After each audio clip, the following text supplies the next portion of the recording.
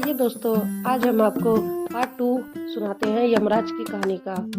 जब वह यमराज का दूत उस बुढ़िया से मिला तो दूसरी बार हंसा और हंसने के बाद वह बुढ़िया भी वहाँ से अपनी बेटियों की चप्पल लेके चली गई। अब वह जो उसका मालिक था वह देखने लगा कि ये फिर हंसा। तब उसने पूछा कि भाई तुम ये बार बार क्यों हंसते हो? तब उसने कहा कि समय आने पर बता दूंगा।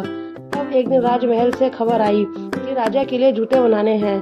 तब वह मोची बोला कि भैया इतने अच्छे जूते बनाना कि राजा इनाम में कुछ बड़ा ही दे, जिससे कि हमारे और भी अच्छे दिन आ जाएं। तब वह कहने लगा ठीक है। तो उसने एक चप्पल बना दी।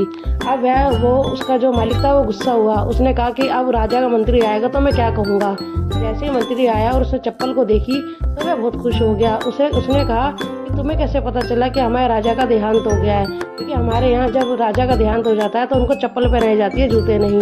तब वह जोर जोर से मोची हंसने लगा।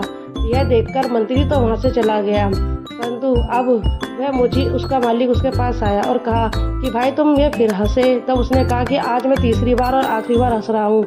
मैं यमराज का दूत हूँ, मुझे श्राप लगा था इसलिए मैं पृथ्वी पर आया था। पहली बार मैं उस बुढ़िया की बेटियों के लिए हंसा था क्योंकि वह मेरी मूर्खता थी कि मैं उनके कारण ही पृथ्वी पर आया था। अब दूसरी बार मैंने जब हंसा था तो मैं आपकी बीवी के कारण हंसा था, क्योंकि आपकी बीवी नहीं जानती थी कि उसको कितना बड़ा फ़ायदा हो रहा है मुझे घर में रखे।